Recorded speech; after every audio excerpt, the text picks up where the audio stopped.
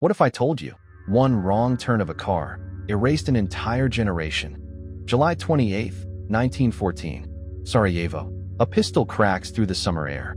Archduke Franz Ferdinand collapses into his open car, blood spreading across his uniform, as his wife screams his name. For a moment, the street stands frozen, stunned faces, drifting smoke, the echo of a single shot fading into silence. In that instant, the fate of millions shifts. But no one in Europe understands what has just begun. Within days, alliances snap like tripwires. Austria-Hungary declares war on Serbia. Russia mobilizes to defend its Slavic ally.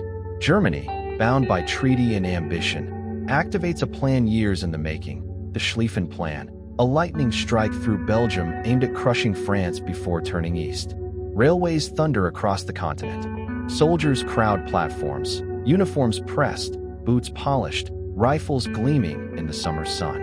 In Berlin, Paris, and London, crowds cheer as young men march beneath waving flags. They believe they are stepping into glory. They promise their families they will be home by Christmas.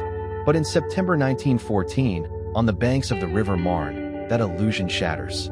German forces surge toward Paris and are met with desperate resistance.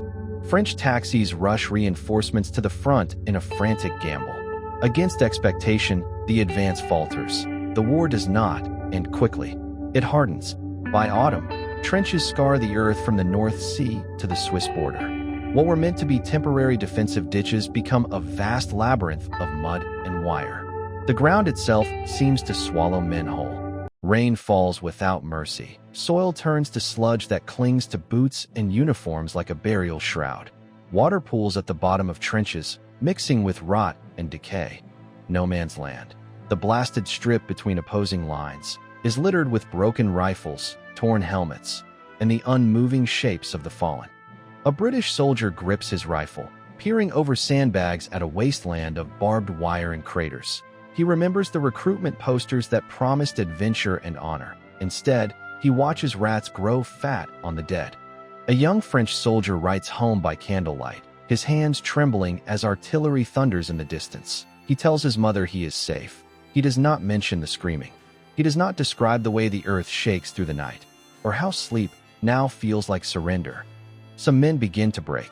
They call it shell shock. Hands tremble uncontrollably. I stare into nothingness. Words fail.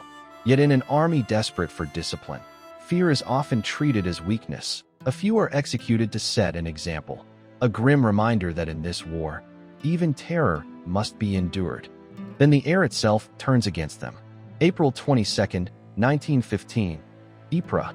From the German lines, a strange yellow cloud rises and drifts forward on the wind. At first, Allied soldiers watch in confusion. Then the gas reaches them. Chlorine burns into lungs and eyes. Men claw at their throats, gasping for air that will not come. Some collapse within minutes, drowning on dry land, as their lungs fill with fluid. Others press urine-soaked cloths to their faces in a desperate attempt to filter the poison. Science has entered the battlefield, and mercy has departed. By 1916, the war has evolved into something industrial, relentless, mechanical. At Verdun, German commander Erich von Falkenhayn launches an offensive designed not simply to capture ground, but to bleed France white. For 10 months, artillery pounds the landscape without pause. Entire forests are reduced to splintered stumps. The earth is churned into a wasteland of craters and shattered stone. More than 700,000 men are killed or wounded. Still, neither side yields. And then comes the Somme. July 1st, 1916. Dawn breaks beneath a gray sky. British soldiers stand shoulder to shoulder in their trenches, waiting for the whistles that will send them forward. They have been told the week-long artillery bombardment has destroyed the enemy defenses. They have been told the machine guns are silent. At 7:30 a.m., the whistles blow. 100,000 men climb from the trenches and begin to walk across no man's land. Within seconds, machine guns erupt. The air fills with the crack of gunfire and the thud of bullets striking flesh. Lines collapse. Bodies fall into shell holes. Some hang motionless on barbed wire. Uniforms torn and darkened by mud. By the end of the first day, nearly 57,000 British soldiers are casualties. 19,000 are dead. For miles gained measured in yards, a generation is cut down. Tanks make their first appearance later that year, iron beasts crawling through the mud. But even these mechanical monsters cannot restore what has been lost. The Somme drags on for months, claiming over 1 million men on all sides. The war spreads beyond the trenches. In 1917, Russia fractures under the strain. Bread riots erupt into revolution. The Tsar abdicates, and empire collapses. France faces mutinies, as exhausted soldiers refuse further suicidal assaults. Across the Atlantic, the United States enters the war, bringing fresh troops and industrial power. Yet even as new armies arrive, another enemy emerges, invisible and merciless. The Spanish flu sweeps through crowded camps and trenches in 1918. It kills soldiers and civilians alike, claiming more lives than many of the battles themselves.